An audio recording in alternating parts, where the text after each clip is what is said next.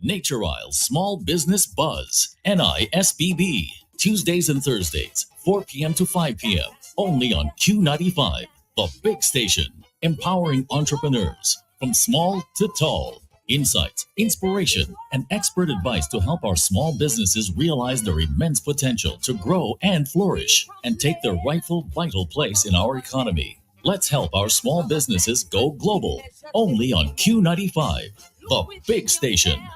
We have to buy local in this country, supporting local, for boost the economy, purchasing local, the best remedy to propel white people believe.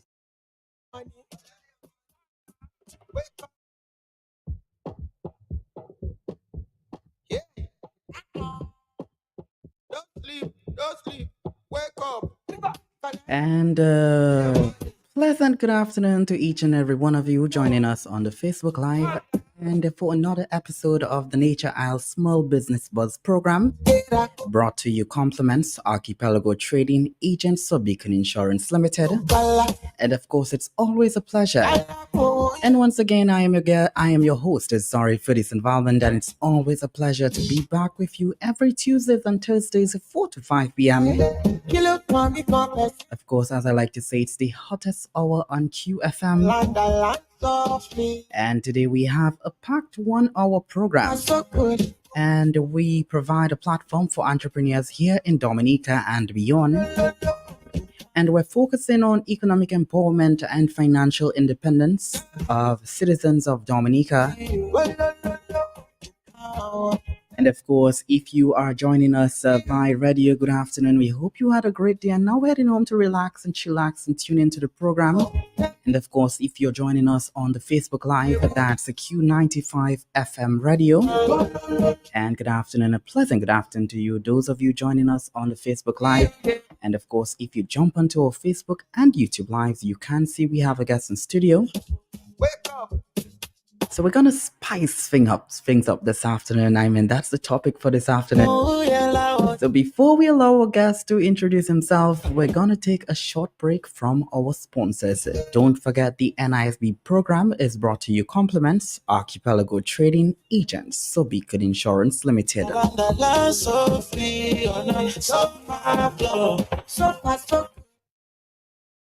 Always be sure you're settled for more. Get up to 35% off Beacon's fully comprehensive vehicle insurance and still cover a whole lot more. Enjoy higher discounts and better coverage for any kind of vehicle, car, SUV, or pickup with free loss of use, windscreen cover, and special perils. To sign up, call Archipelago Trading at 448-5247 or log on to beacon.co.tt and settle for more today.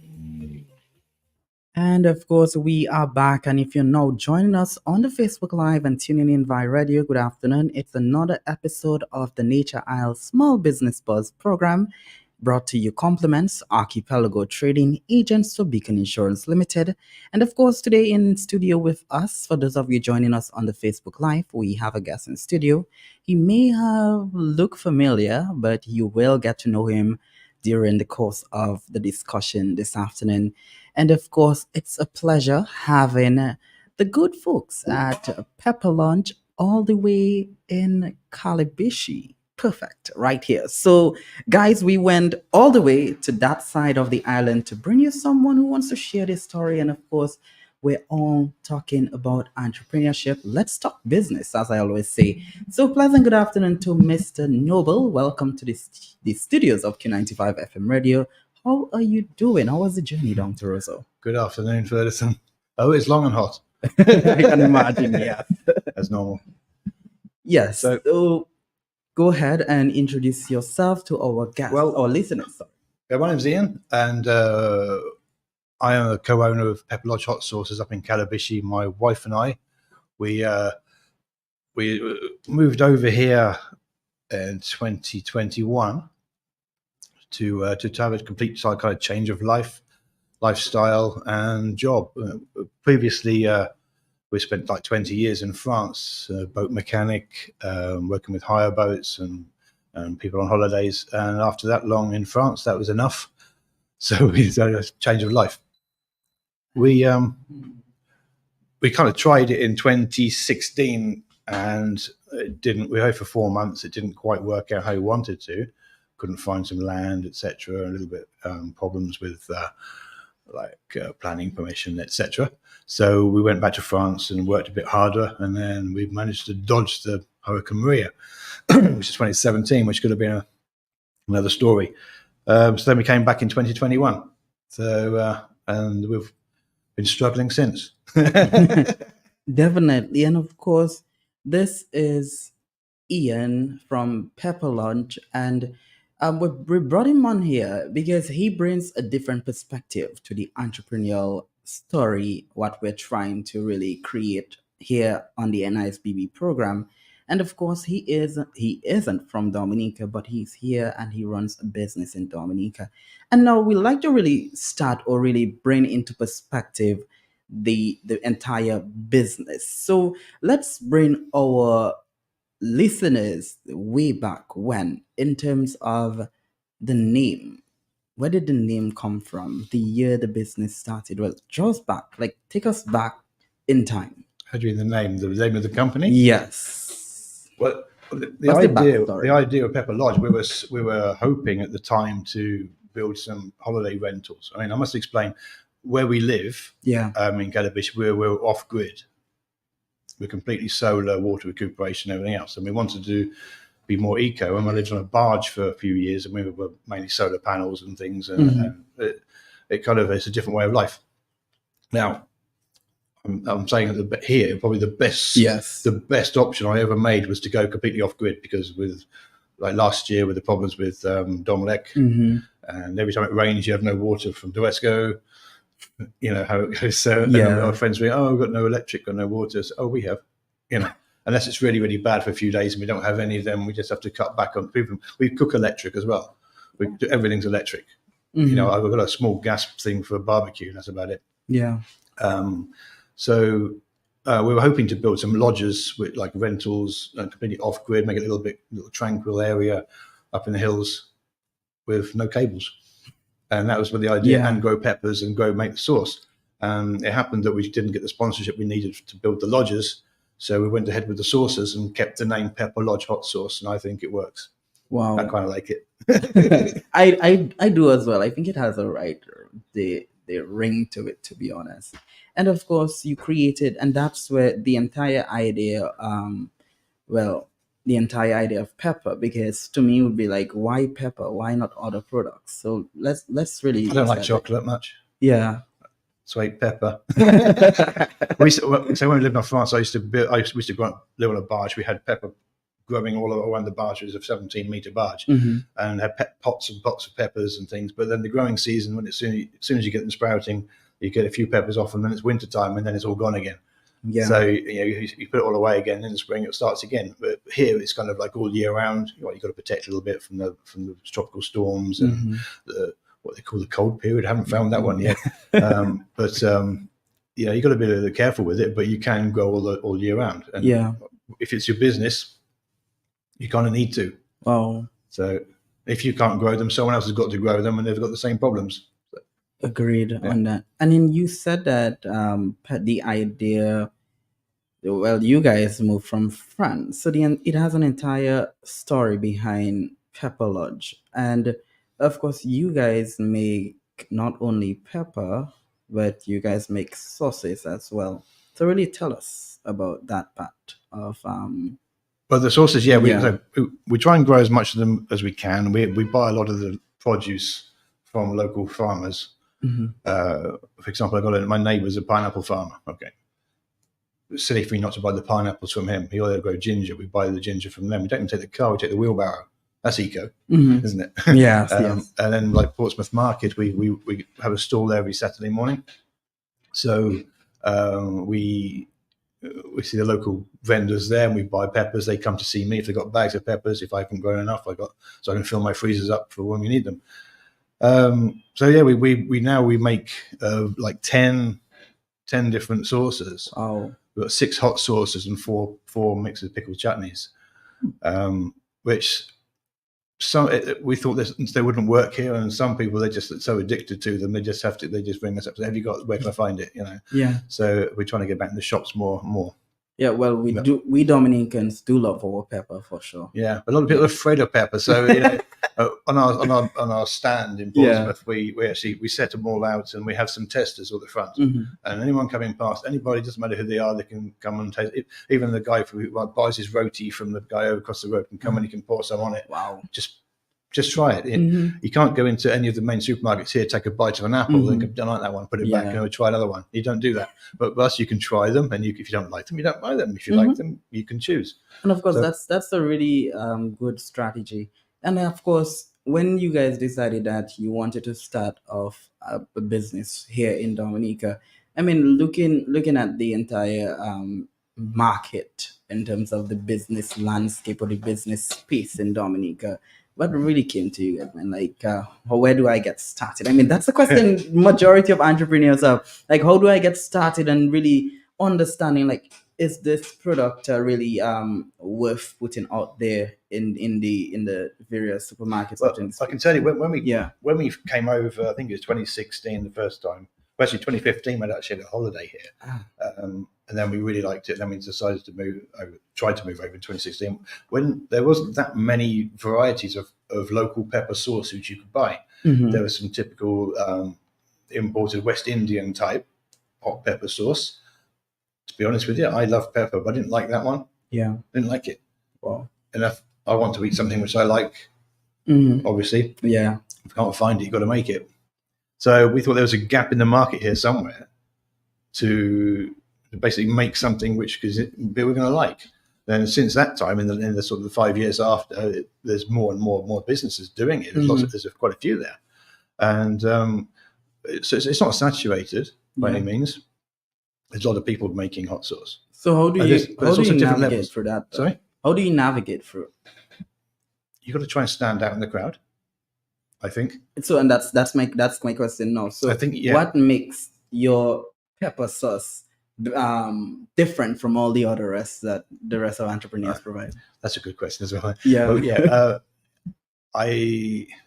with us, it's not. People say, "Oh, is it hot? Is it hot?" Yeah. They don't want hot when burning pepper. When you can get that anywhere, you can go and get the local stuff or the imported stuff, which is burning pepper. There's no flavour to it. What we try to do, it's not all our logo based. It's all about the taste. It's not about if it's going to rip your face off or give you a bad day the next day. But if you can actually taste it, you've got the flavour. Then once you taste some of our sauces, you probably want to go some more. We had a good recommendation from a friend of ours the other day. He said he actually buys food now that's going to go with his pepper sauce rather than buying a pepper sauce to go with his food. Wow! So I quite like that one. And of course, that's when you guys decide that hey, you wanna really go out in the market. But of course, we tend to really along the journey of being a business owner, especially here in Dominica. I mean, an entire new environment and starting a business. So what challenges have you faced while building your company, and how did you overcome these challenges? One of them was being not a local. Yeah. Obviously, I'm not from here. Yeah. Yeah. I'm working on the town and getting it. But we had to do so much footwork when we came here because people aren't going to come to my house to come and buy it. So, to get our product out there, as a white man doing pepper sauce, whatever. Yeah. And we had to do, I've worn out shoes, just going shop to shop with our sauces. Wow. I think if you're not prepared to put the footwork in, don't think about doing it. Depends. If you're owning a shop, that's different because you've got a shop, people come to you. But if you've got a product you want to put into someone's shop, you want to make something to sell to someone's shops, you've got to get out there and you've got to put your footwork in. Don't be afraid to. I mean, I was quite timid. Well, I'm not totally timid, but a little bit timid. Yeah. But to go and say, "Hey, excuse me, I'll make pepper sauce. Do you want to try it?" And now I don't care. I go in my bucket. Hey, may I make pepper sauce? Try this, man. And I mean, sort of, and they do. And we get some rejections, obviously. So I know we make our own. We don't need whatever. Or have pepper, But once they taste it, they take our card. Mm-hmm. Good chances out of 10, they're going to call us up and they want a delivery. Yeah. And I think without us actually just going in there and having the balls to actually go in there and do that and push it, they're not going to come to you. You go and push it, or nothing. It's not going to come to you. So you were able to adapt to the Dominican environment. Little and bit, yeah, space. yeah. So, we're in 2024 right now. And in terms of, you spoke about the marketing aspect. So let's really touch on that. When you decide to start up your business, what marketing strategy that you really figured out that you'd use to really get the attention of Dominicans? Because to be honest, I'm going to be quite honest that we Dominicans had to please, especially when it comes to new things that are out of the ordinary. So, what were your marketing strategy? Didn't really have fun. Like I said, it was just get out there and get it seen. Yeah. We've had we've done a little expo, so we do with the Portsmouth market where people can come, they can see it, they can try it. We've done different supermarkets which allowed us to have a table, and you can at lunchtime when they're eating their snacks and things, and they oh, what's that, and they can come and try it again. Apart from that, just getting out there and just pushing it, and if they don't see it, they don't see it. Yeah. We haven't paid for any advertising or anything. It's just a case of going out there and pushing. Yeah, and I think it is important that you decide that you, a foreigner, decide to take that approach towards the marketing aspect of your product. But let's move backwards. I know we may sound like, for our listeners and viewers, we may sound like we're trying to move back and forth, but we're trying to give you the broader picture in terms of connecting all the dots. But in terms of starting off your business, we know finances, like, be honest, was financial wise, was that an issue that you guys faced, and how do you did you approach it? Obviously when we came over here, we sold up everything and we moved, and what we had, and that was it. Wow. So if we didn't have something, we didn't have it. So the money we had, we had to build a house, and we had to make it within budget, which didn't work out in budget, because that's quite strange here apparently, isn't it? Yes. And then we started the business, but we couldn't really start the business. We got delayed with work permits, etc. So that made it even harder for us.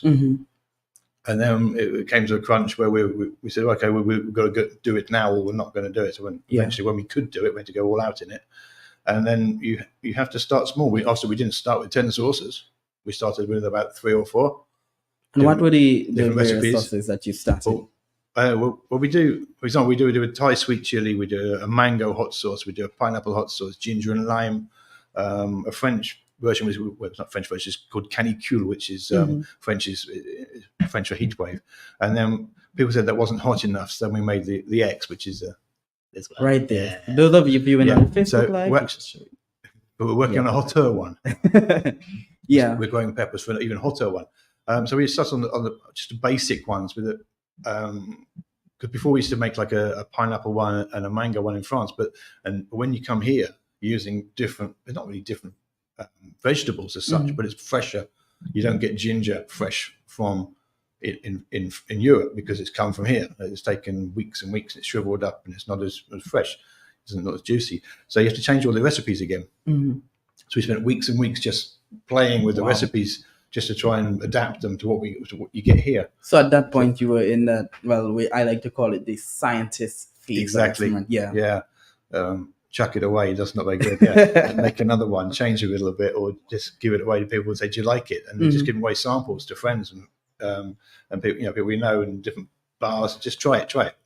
Wow. And if people say, I don't like that, so you can go and change it. Like we're working on another one at the moment with like a hot wing sauce. And of course, it really showed the importance of feedback, because you were able to really use the feedback that you got starting off, and to really integrate it more into your products to really meet the demands of the markets. Exactly. The market. Yeah. Okay. I mean, it seems we hear people like sweet. Yeah. They like sweet, they like hot. And one of the Thai sweet chili, which we make, is a version like a Chinese kind of sauce. That's probably our best seller, and we're selling gallons of it. By the gallon. Wow. To some, I won't mention any names, but to some hotels and restaurants, they're buying lots of it, which is very good because we can cut down on packaging, etc., and it's more eco. Because if you buy it in bottles, what you buy 10 of those, or you buy a bigger bottle, you've got one packet, all these go in the dustbin. That's something else we're trying to do. We're trying to recycle the bottles. So if people bring the bottles back, we give them $1 off the bottle, or for the next purchase, we recycle the bottle, clean it up, change the cap, and saves me money.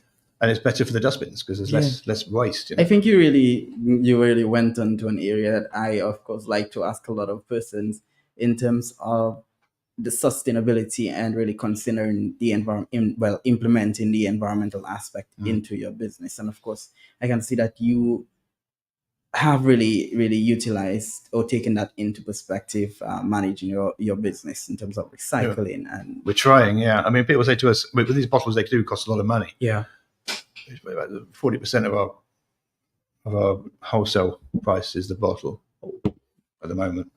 So people say, why don't you use plastic ones? Mm-hmm. Who wants to use plastic? No one. You can't put hot into a plastic bottle because it falls apart anyway. But some people do. They buy cold package it, and you can't sterilize it. They're bottled hot. But then you can't recycle them either. If they give them back to you, what are you going to do with them? You can't wash them properly. You can't do anything. They're stained or whatever. They're flavored. So glass is infinitely recyclable. I know in Dominica they don't recycle glass as they could do. They could all these bottles. They could just put it. If they had a machinery, they could recycle and make new glass. But in terms of sourcing your raw materials, how are that, like the entire area, because you have 10 different sauces that you make. How sourcing these raw materials, how has the process been? That's taken a long while to actually pull together, because each source got different things. All of them got combined ingredients, tomatoes and vinegar, etc. So you have a stock of those. But certain things like the bell peppers or the cayenne peppers or the hot peppers, as I say, we're trying to grow a lot of them ourselves. When you find someone who came with, like by magic, we met up with a guy who had bags of these big peppers, which is exactly what he wanted. Wow. And I said, I'll have them all. We went home with about 46 pounds of peppers that day, and then we processed them all, and then he grows them for us. Mm-hmm. We're growing them as well, but he's growing them just for us, and which is quite nice. And that has really helped us on with our Thai sweet chili, which we use them in. So, but it's taken a long while to find out where you can get the right stuff, who's going to do the best discount on the vinegars and the salts, the sugar, where you can get everything from, because everything costs a lot of money, and if you're making a lot of it, you can make some huge savings by knowing where to get, and you get it in advance. And I say, we're not making it this week. Try and get it for next week, for the week after, because you've still got it, still in the cupboard. Yeah. If you can afford it, buy it when it's there, because as well here, if you don't buy it next week, it's not here, not on the shelves anymore. That is true. And we've been caught out so many times that we've got to buy something. Oh, we don't have any. When's the boat coming in? Don't know. And there's like no vinegar. We've got orders coming in. What do you do? Mm-hmm. So, so again, you have to. A little notebook of who you got, where you get it from, and what price generally, because that fluctuates a lot as well. So, I want to really go towards because I got your business name and your contact information from NDFD. But before I really touch on that, we touched on the market aspect, and I still want to really hang on to that, as I believe that this is the most important part of a business. So, how do you balance maintaining your company's core values while adapting to market changes? How do you balance your company's core values while adapting to market changes? Core values? Yeah. Well, tell us, what are the core values of Pepper Lodge? Like, what should really people know about Pepper Lodge that really should just stick to them and say, hey, Pepper Lodge, this is it. Yeah. Well, I think that's, again, what I said earlier, is if we don't like it, we don't sell it. Okay. As easy as that. Mm-hmm. If we don't like it, we don't make it. And if we make it and it does not right, it doesn't get sold, it gets thrown away. It's all, for us, I said, it's all about the flavor. If people know what they want and they actually choose something because the flavor, that's what we want. We want to give them something that they want. Yeah. Yeah. It's like I said, we're making a new hot sauce now. It's a hot wing sauce, because we know people like hot, we like sweet, so we have to adapt. Everything's about adapting. There's one or two of our recipes which don't sell so well, so we don't make them so much. And you have to go to where people are wanting to go. We know that when the mango season comes, people want mango hot sauce, they want mango chutney, they want this. So we were all out trying to get as many as we can. And this year they were late. Mm-hmm. We were doing the Jazz and Creole Festival with a stand there. And we have lots of mango chutney. We had none. Mm-hmm. We had nothing until the week before, and they started to fall from the trees. And then we were all out trying to make mango chutney ready for the festival, because we did. And then and that was one of our best sellers at the festival, which was quite lucky. It just happened to, like the week before they fell. The year before they were a month earlier. Oh. We're like sort of praying it's going to shake the trees, you know. So it's all about adapting, and it's like when I said to you earlier, when you don't have something, you have to make something else. Yeah. Like the mangoes, when they're all gone, when you've run out, your freezers are empty and everything else. People still want a chutney or something. You have to, with pineapples, if they're in season, you use the pineapples. So you have to play around, but you can only give them what people want. Mm-hmm. And if they don't like it, either you change it or you don't make it anymore. That's true. You don't keep beating a dead horse because they're still not going to walk. I couldn't agree more. So now we're moving on to the NDFD. So what role has the NDFD played in terms of assisting you in really getting your products out there? We haven't really used them, to be fair. We've spoken to them. We were going to have one. They do the sort of feature thing at end of the month, on a Friday or so, and then we were going to do that. And it happened that when they asked us to do it, we didn't have enough of the products to hand because of like mangoes, etc. We didn't have the products to sell. So it was a little point us turning up and spending all day with only sort of half of our product range. So we didn't do it. But it's sort of been in contact a little bit, but we haven't used them as such. But they're there for helping people out, and it's a good thing to do that someone's helping somebody. There's a lot of pitfalls and traps out there, and you can get yourself just stuck, not knowing quite which way to go. And if these are the people to talk to, then and of course the NDFD in Dominica has played very well, continues to play along with other institutions like the Dominica Youth Business Trust and the many other financial institutions we have in Dominica. They continue to play an important role in terms of providing services to persons looking to set up a business or persons who has business already, really widen their business, their market access, etc., in terms of developing not only themselves but also their business. And so NDFD has been on here, and they have been really talking about the various services that they continue to offer, providing avenues such as the event they have every month, and as well as the one we're looking forward to this year. It's Creole Industries in October, I believe. But yes, so we're going to take a short break, but when we return, we really want to really delve deep into the process of getting a bottle of one of your sauces. You'll be walking us through the entire process, what it takes. And of course, I bet a lot of our listeners and viewers, of course, are quite intrigued and interested in hearing about the entire process.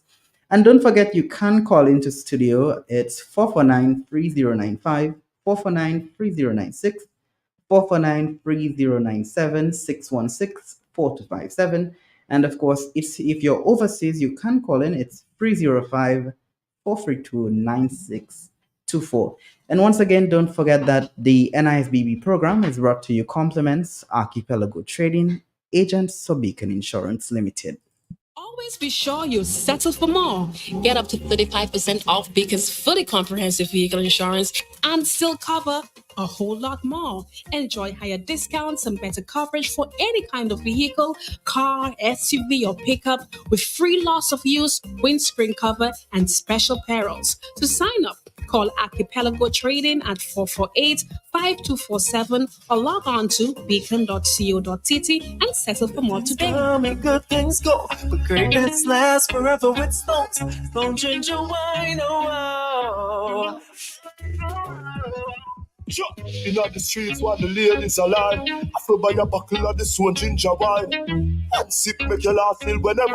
Stone ginger wine, great, this is forever. Things come and good things go, but greatness lasts forever with Stones. Stone ginger wine, oh. Greatness is forever with Stones. Distributed by Fine Food. Dominica, let's rum with you. I wanna drink, baby. Dominica, best rum with you.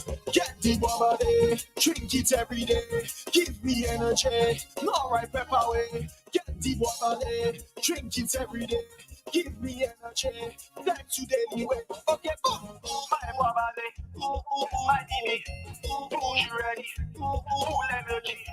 My bobale, my dini, who's ready, full energy. Okay, distributed by Belfast Estate Limited. Drink it, but don't abuse it. KFC delivery is here. Just place your order at www.kfcdominica.com, Facebook or WhatsApp at 614-2633 and your order will be delivered to you. KFC, it's good. Cause I'm Always be sure you settle for more. Get up to 35% off Baker's fully comprehensive vehicle insurance and still cover a whole lot more. Enjoy higher discounts and better coverage for any kind of vehicle, car, SUV, or pickup with free loss of use, windscreen cover, and special perils. To sign up, call Archipelago Trading at 448-5247 or log on to beacon.co.tt and settle for more today. Living in the positive. Nature Isle Small Business Buzz, NISBB, Tuesdays and Thursdays, 4 p.m. to 5 p.m., only on Q95, the big station, empowering entrepreneurs from small to tall. Insights, inspiration, and expert advice to help our small businesses realize their immense potential to grow and flourish and take their rightful vital place in our economy. Let's help our small businesses go global, only on Q95, the big station. We have to buy local in this country, supporting local, for boost the economy, purchasing local, the best remedy to propel, why do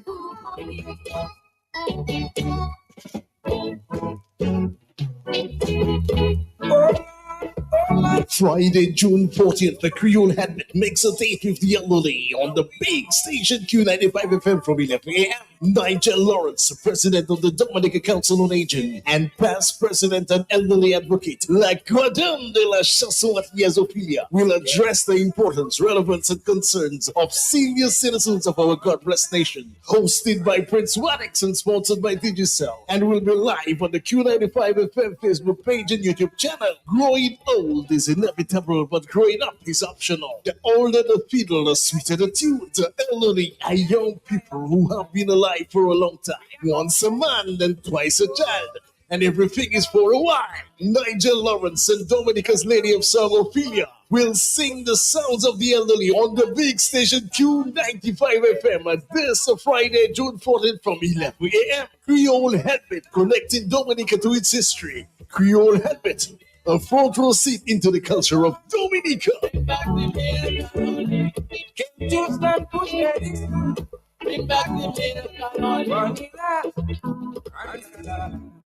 And we are back, and thank you so much for those of you who are staying logged in onto our Facebook page. That's Q95 FM Radio. And those of you listening to us via radio, of course, thank you so much for staying tuned and tuning in for another episode of the Nature Isle Small Business Buzz. And in studio with us, we have Mr. Ian from Pepper Lodge. And before we went on a break, we were discussing really understanding the process of making a bottle of pepper. And of course, I mean, coming from the east of the island, I too have really seen the process of making our local pepper. I mean, my mom is an expert in terms of that. But we really want to understand in terms of your sauces. So you also do pickles as well. So we want you to really walk us through the process of these two in terms of making pepper sauce and making one of your famous pickles. Yeah. But I can't give you the recipe because I have to shoot you. Definitely.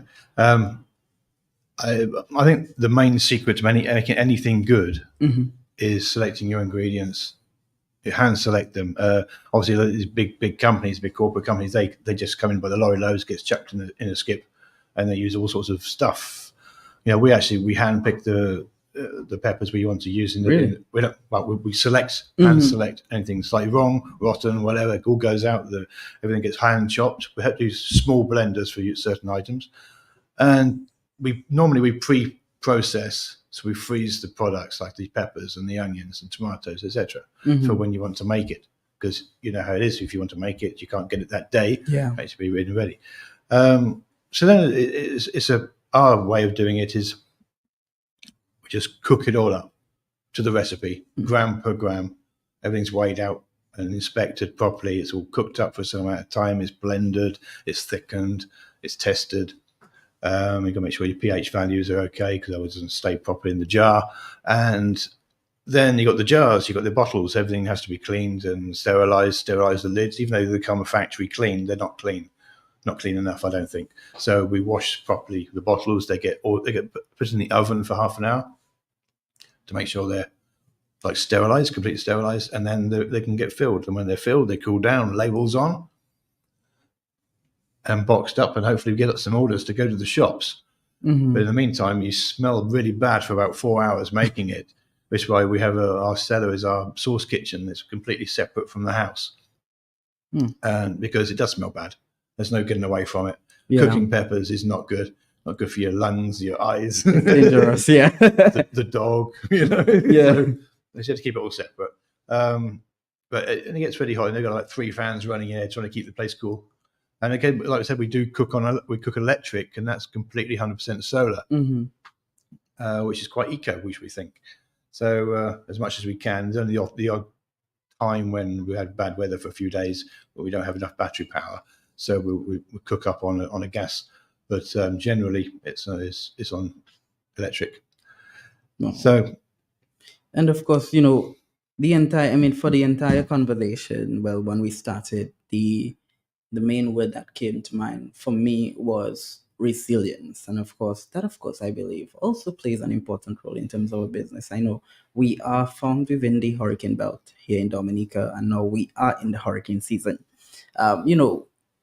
Keeping in mind that Dominica is very vulnerable to natural disasters. Well, yes. What plans or mechanisms that you have really created to ensure that your business is or really bounce back real quick after a natural disaster, for example, hurricane or tropical storm? That's always a good question. I think if you have if you have some stock to start with, it's coming up. You make sure you've got a few more boxes of sauces. You make sure you have deliveries beforehand if you know something's going to come. If it happens, there's nothing you can do about it. It's going to happen. Was it Maria when everything got wiped out badly? There's nothing growing. Yeah. I can't make hot sauces with no peppers. That's why we do have a certain amount in the freezer. It doesn't last forever, and it can take 3 months. excuse me, to grow peppers to get fruit from 3, 4, 5, 6 months. So that can put a real downer on things, couldn't it? But you're not going to have 6 months worth of peppers in your freezer unless you've got a really big freezer. Yeah. And if my roof doesn't stay on the house, I'll have no solar either to run the freezer. So that won't make any difference either. I can't cook it either. So it's we just don't want to cross that bridge, do we? Yeah. We just have to pray it's not going to come. So yeah. And I think one of the questions that I think a lot of persons have on their mind, or listeners themselves, and our viewers, in terms of certification, because we hold standards here in Dominica at a very, very high level. So have you really encountered any regulatory challenges while preparing your pepper sauce, and how have you navigated through these challenges? No, I think you just have to stick to the rules. We obviously, our kitchens were inspected by the environmental department. Yeah. They came and we weren't quite ready for them, but they gave us some good pointers what we need to do, fit this, move that, whatever, and then you have to do that. I think there's a little bit of bending the rules sometimes, because if you can't get some of the equipment, you can't get your stainless steel table because nobody has any on the island. There's stainless steel for a worktop, then what can you do? Yeah. You have to improvise, and if it's up to a certain standard, or over the standard, then there's not really an issue. Again, then there's the Bureau of Standards. There's another. I see pepper sauce all over the place, and half the labels are just handwritten by someone in the shed. But if you want to be on the shelves, you have to go to the Bureau of Standards. You have to have your stickers, your labels. They have to be to a certain standard, with all the correct information, the grammage, the ingredients. They don't always have to have the calorie count. That's things for export if you want to go that way, but that costs a lot of money. Same as the barcodes. If you want to go to the shops, you've got to have barcodes. Yeah, and they're about like $70 each. Wow. Yeah, per product. But while you're on packaging as well, I really want to throw this question at you. Packaging and labeling, of course, designs play a significant role, for example, in the marketing aspect. Can you discuss the considerations and creative processes behind your packaging and labeling design? Ask the wife. She's the creative. So we sort of throw away ideas together, and you can make like a template. I mean, we had this template. It's reasonable, and we use it for all the sauces have the same template. We just change the middle bit, the ingredients, whatever, and obviously the barcode. And you want something that's slightly eye catching, and you got to bear in mind costing again. I mean, it'd be nice to have a bigger label with more colours, but the more you put into it, the more they cost. If you're throwing off thousands of them, there's an extra money. It's like you build a house. If you're in 1,000 square feet, or you want a terrace on the back, 15,000. I mean, what? It costs a lot of money. You're paying per square foot. The same thing with labels. If you get so many per sheet, you're going to pay a lot more money. So you want something that's eye-catching, something that stands out a little bit to the crowd when they walk past it, and you've got to have all of your info on there. Yeah, and I'm sure that the builder standards they will tell you what you have to put on it, and you put them on there. They'll certificate it. They give you a paper, and if you go to the shops and in the supermarkets, and they say, "Oh, have you got this on it? Here's the proof it passes what you need." Oh wow! So you have to do it right, or just don't. For a while, we didn't have barcodes because we couldn't afford it. We didn't have the money. Yeah. So we were going to the smaller shops, which didn't need barcodes, just smaller traders, and they'd put their own little numbers on, which correspond on their tills, or just put a sticky label on it. But then we couldn't hit the big boys. We couldn't go to the big supermarkets, and we said, well, we just had to sort of go bank of mum and dad a little bit. Yeah, I'm 55 years old, get the bank of mum and dad, and just to be able to just go for it. Because if you don't go for it, we probably wasted nearly a year not doing it. We really should have done it from the start. If you can afford it, get your barcodes, get your labels, and do the footwork. Go to the shops and say, "This is what I've got," and they say, "Has it got this?" Yes. If you go, not yet, haven't got barcodes yet, they don't want to know. We just say, "Bye, come back later."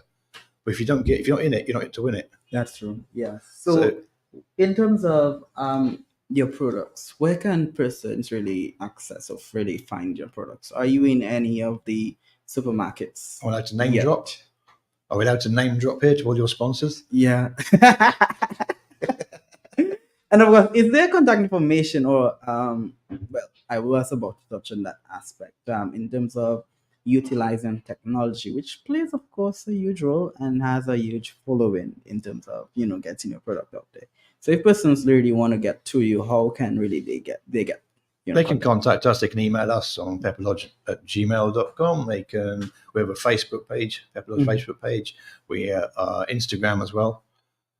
Wow. My wife deals with that. I have got no idea how Instagram works, so she can play with that one. And we're in all of the shops as well. I say all of them. There's one supermarket which hasn't taken us.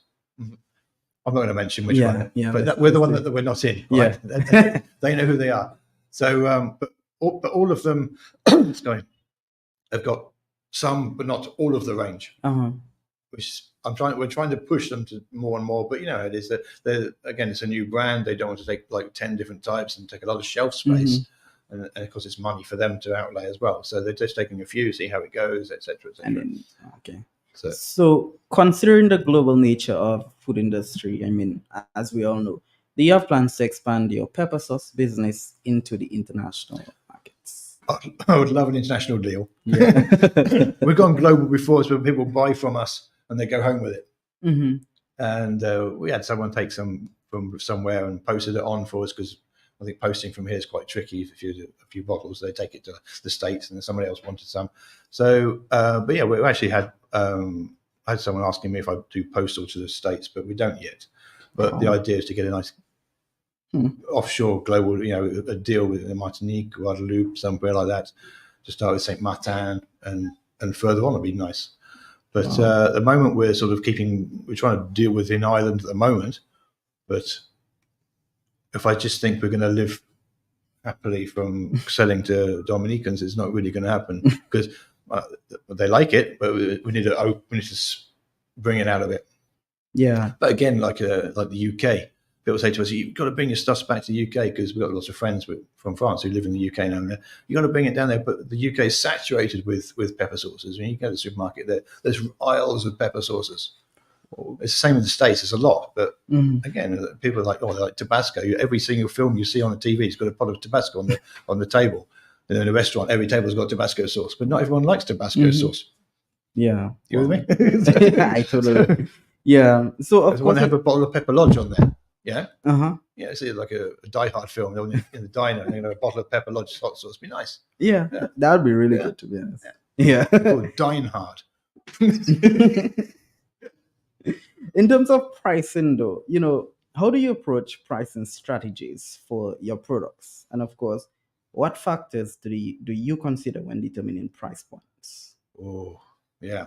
Now that's a sore point, really. Mm-hmm. I said to you earlier about the pricing of the bottles when you raw products, your packaging, etc. I said that was like 40% of our product is the bottle and the label. Yeah. Then you got to put something in it. So that's why you have to try and keep all your costings really, really low when you're buying your product. And then you got to cook it. Okay, it doesn't cost us anything to cook because we're running on solar. Mhm. Thankfully, if I had a Dominic bill, I probably wouldn't be here now. I'd have gone somewhere else because I wouldn't be able to afford to pay that and live. So, like at the moment, we're wholesaling these sauce bottles at $10 wholesale. Mm-hmm. The shops put their margin on, Yeah. obviously, so they're running out about $13, $14, whatever. I can't go any lower than that. But that's a bit pricey. Mm-hmm. What do you want me to do? Do you want me to give it to you? I do it for a hobby. I just make it up and give it to you because I don't want to eat tonight. So we at the moment we're trying, which I think is a really important step for anyone that's in manufacturing. Which I think we if we'd have known it a little earlier, it would have been like last year would have been even nicer. Yeah. We applied for the Rex. It's with the import duties. Oh yeah. That wonderful word everyone loves, which seems to put the price of everything up. Yeah. It's a registered exporter system, which you apply for if you're a manufacturer. And then you can buy things from abroad for manufacturing purposes, machinery for the correct purpose. You can get your packaging, your bottles, your cardboard, your labels, the bottle caps, anything, and it's duty free and VAT free. Wow. Now the difference that means for me, the packaging for that would cost me less than $1. Yeah, but when at the moment it's $4. Now, I'm still in the process of ascertaining this because they need to visit our property, make sure that we're actually a bona fide manufacturer. And that's imminent. So that's going to make a lot of difference to us. But then the only issue I've got then is I need to find a lot of money to buy the bottles from China in the first place. So she needs to do a bulk order at once, or it's not worth doing. Mm-hmm. But that's the difference. I mean, our grievance to this whole thing is, let's say, $4 I'm paying for a bottle, just that, without anything in it, and they import bottles of Matux hot sauce, whatever, from Trinidad, and on the shelf for $4 with something in it. You get what I'm saying? Yeah. So I can't buy can't buy the bottle empty for less than what they're selling the hot sauce for on cheap imports. And I don't know how Trinidad manages to make so much stuff so cheap. I really don't know the jams, or they may be a little bit false. I know China had a thing where they were making strawberry jam. It wasn't. It was sugar water with strawberry pips in it. Wow. There's no jam in it. There's no strawberries in it. It's just sugar water with strawberry pips. They're calling it jam. They're selling it as jam. So I don't know how Trinidad get how good their products are, but people buy them because they're cheap. I mean, I understand that. Unlike anyone else, you go to the shop, you see something cheap, you buy it, you go for the cheap one. But then you go, I wish I hadn't done that one. The cheap cornflakes. I wish I hadn't bought them ones. You broke a tooth on one. You should have gone for the good. But the expensive ones, you've got to weigh up whether you can have it or not. But we're not one of the cheapest by any means. We're not. I think probably top end of the market on pricing. But I don't apologise for that. Yeah. So because also we're not putting rubbish into it. You're putting the cheaper sources. They'll actually use like onion puree, which is mashed up onions from under the tractor, and it all gets put into a hopper, and nobody does it. It just gets blended. Wow. All the stuff. There's all the offcuts, bits and pieces. That's how they make cheap sources. Your ketchup, you don't think they're prime tomatoes, do you? That's all the slowy stuff. Gets mashed up. The prime ones get sold as tomatoes or canned. The rubbish goes to make sauces. And of But course, ours are good stuff. We have proper stuff. It's got bits in it. Value for their money, right? I think so. It's actually dinner. It's one of your 5 a day. It's got things in it, it's got fruits and vegetables. And of course, I like to really move back onto the health aspect. Of course, we have seen in recent years that there has been a rise in terms of persons who are very much health conscious, and there may be a lot of our listeners out there as well who are this type of person. So how do you address dietary preferences or restrictions? We have vegans, gluten-free or low sodium diets. So how do you ensure that your product meet these groups of But if you persons? don't like sugar, don't buy some of our stuff. Mhm. But there's only a couple of our recipes which actually contain a bit of sugar, which is probably the best one, the best sellers here, to be fair, because people here like sugar. But all our sauces, they are 100% natural. If you read the labels, there's no colorings, there's no additives, there's no flavorings, artificial flavorings. Many of the other ones that have like coloring E caramels 63 or something silly. We have nothing. If it doesn't look, that is, that's because we picked the right color peppers. You can get the right color sauce. Wow. No colorings. Yeah. And it will sit on the shelf opened for 2 years. Crazy. You don't put it in the fridge. Mm-hmm. It's all natural preserved because the vinegars, they're 100% vegan as well. They're gluten free. Mm-hmm. So there's no nasty things in there at all. Wow. We don't put, we just say on it 100% natural. I mean, we go for that. It does say 100% natural. Yes, it is. And we can guarantee that because we made it ourselves. We know exactly what's gone into it. Mm-hmm. Wow. And of course, while we're winding down to our last couple minutes, looking ahead. So what are your aspirations for the growth and the evolution of your company? Yes. Well, what I'm looking for is that everyone in Dominica could actually buy it. Right. Mm-hmm. That'll help to evolve my company. And of course, how do you plan to really sustainably scale your operations while staying true to your brand values and the mission? Or basically, what are you guys trying to accomplish here in Dominica? I mean, if we do manage to get a lot busier, obviously we're going to have to move premises to a factory. Yeah. But there's nothing to say I couldn't, with the right monies behind it. So you're currently operating from home base, right? Yeah. It's our cellar has been converted to the sauce kitchen. Wow. Yeah. And it's quite nice because you're there all the time and you can go and do it when you want or when you need to or you don't. Mm. But if we actually get a premises, there's nothing to say we couldn't bring that off grid as well. Why don't we do that solar? Yeah. We're in the Caribbean. Make the sun work for it. Yeah.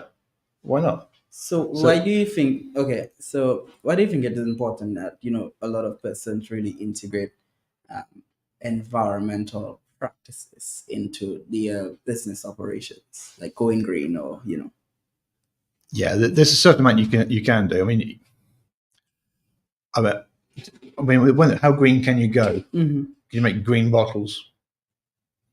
Not yet. Not yet. Yeah. But they can, but they'll just make a seaweed and they'll dissolve on the shelf after 2 years when it's gone past expiry date. Yeah. We try as much as we can. What I don't like is when it's supposed to be the green island and everything else. When you go to the market, for example, and you're buying peppers and they're trying to sell you a little bag of peppers for $5, which I'm not interested in buying, but everything's in a plastic bag. Everything comes in island in big bags, sugar, salt, whatever, and you're buying in a little plastic bag, which when you get home, you rip it open, you throw it into a pot, and you throw the bag in the dustbin. What's all that about? Yeah, I think I don't get that. They outlawed the one-use plastic trays, didn't they, for takeaway foods and things? Fine, they're biodegradable. That's good. That's a good step in the right direction. Yes. Straws that dissolve after 3 sips when it's fallen in your bottle of Caribe, whatever. That's another step. Plastic straws, getting rid of those. But plastic bags, get rid of them, man. I mean, everything comes in a plastic bag. Yeah. When I buy my peppers, the guy he sees me in it.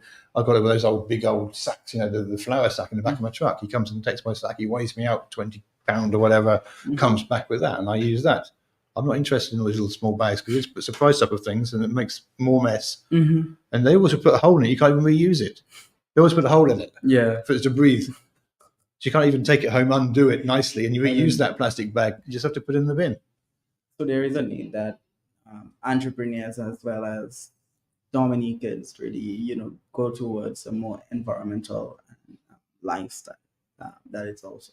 And of course, we are winding into a last minute, and this is where we allow our guests to provide some advice to our entrepreneurs out there, maybe young persons who are in Dominica looking to start up a business and really need some inspiration. So, what are your words of advice or inspiration to these persons out there looking to start up a business? Well, don't be afraid. Don't be afraid to go out there, talk to people, see what the people want first before you even decide you're going to do anything. Find out what you want to make and whether it's worth making. Because if it's something that people aren't going to use or to buy, and you think it's just a lovely little thing you like to have, if they're not going to sell it, don't do it. Shop around, find your products, the best places to find them, the cheapest places, the people that can actually provide them when someone else has got them for cheap, but they only got one bag of it. Mm-hmm. And then next week they don't have. So you need to find the proper supply. Another thing is your business partner. If it's your friend, your buddy from the bar, or your wife. I'm blessed with having my wife as my business partner, and she's keeping me on the straight and narrow. And she says, we're going to buy something. She says, do we need it? Oh, okay. We'll leave it a little bit, or yes, we need to get it now. She went, we decided together, but it's got to be someone you trust. Trust is probably the most important thing in the whole thing. If you can't trust them, don't be with them, because you're never going to walk out the door and hope they're going to carry things going while you're out shopping or whatever, or if they've taken the till and gone off to the bar, And we've managed to make it this far without any bank assistance. We didn't really want to have to go that way, but if you think you're going to make if you're going to win something by investing a little bit of another couple of $1,000s into buying something that's going to help you with the process, then do it. But just obviously be wary of the banks, because they're not cheap. I mean, I've never known a bank that charges you for your checkbook, then and your bank card, and then charges you to use it as well each time you use it. I mean, and then you charge your monthly surcharges as well. Yes, that's difficult. So don't use banks if you can help it. Yeah, I know they're to help, but if you can't do it, I mean, they want to be moneyless society. But every time you're using your card, it's costing you money. Why would you use your card? That is true. But in business, when you're getting big money from companies, you've got an order. Okay, they can do a bank transfer. Fine. If it does that, if it doesn't cost you anything, fine. But if they're going to give you a check, you put a check in, it's going to cost you $1. Thanks for that, another $1. So what do? You put $1 on the bill? Again, getting your pricing right, getting in there, trying to be in midships, but stand out in the crowd. And so say, don't be afraid to do the footwork. Go and knock on the doors. If you don't do that, they're not going to come to you. You've got to go to them. Yeah. If you look stupid the first 10 times, doesn't matter, because the 11th time you don't really care so much. And just good luck with it, because it's a rocky road. Yeah. And if you're not willing to put it in there, then go and have a job. Go and work for somebody else. But if you really feel you've got the balls to go and do it, then do it. Because you won't regret it. You be your own boss. You do what you want to do. You haven't got to get up at 5 a.m. to get the bus to work. You can get up at 6 instead. Yeah. And then work till 9 at night. So it's a tough road. I wouldn't put people off doing it if you've got in the right environment. Yeah. But there's so many businesses at the moment which seem to be just folding because either they're not pricing things correctly, so they can't be sustainable. It's not so much people don't want it; they'll still buy it. I mean, there's certain markets here that seem to flourish, like hair and nails and things. And I'm not going to open a nail bar. It's not my thing, but some people will, because it seems to be something that people like it. Yes. But they also like pepper sauce. I just wish they liked a bit more. Yeah. I mean, you will eventually get there. I mean, being an entrepreneur, it's something that's constantly developing, especially in Dominica. And of course, I know the advice that you provide would be very beneficial to our young persons out there, since for the year of 2024, we're placing a lot of focus on young persons and entrepreneurship, as well as the importance of empowering them and really giving them that chance to be financial independent within the society or Dominican economy, while they also contributing to the development of the economy. And of course, Ian, I just wanted to say a huge thank you for really agreeing to be a guest or coming to studio and really share your story with our listeners and of course our viewers on our Facebook Live. It was of very interesting. I really learned a lot, to be honest. I mean, every single person who comes here really um, give me a lot of knowledge that I need to really go out there. And of course, this, of course, was very helpful. So, a huge thank you to you. And of course, Thank you for inviting me. you're welcome. And of course, we're looking forward to really seeing the expansion and development of your business. So I'll come back within- next year, yeah? Definitely, always. And of course, this has been another episode of the Nature Isle Small Business Buzz program brought to you compliments Archipelago Trading Agents of Beacon Insurance Limited. And I want to say a huge thank you to our viewers on the Facebook and YouTube Live. Thank you guys so much for tuning in. And of course, our listeners as well. You guys are awesome. Thank you for tuning in and staying locked on for the entire hour from 4 to 5 p.m. And of course, we will not have a programming next week, Tuesdays and Thursday. Of course, we're looking forward to being back here with you on the 25th of June, which is the week after. We have some very important guests that are looking forward to really educating and having you really informing you of the services and everything that they're doing. So, guys, thank you so much for tuning in. And of course, we look forward to having you the week after next week. So, don't forget, this has been another episode. I am for this environment. And of course, thank you so much to Archipelago Trading for being our sponsors for this program. Thank you.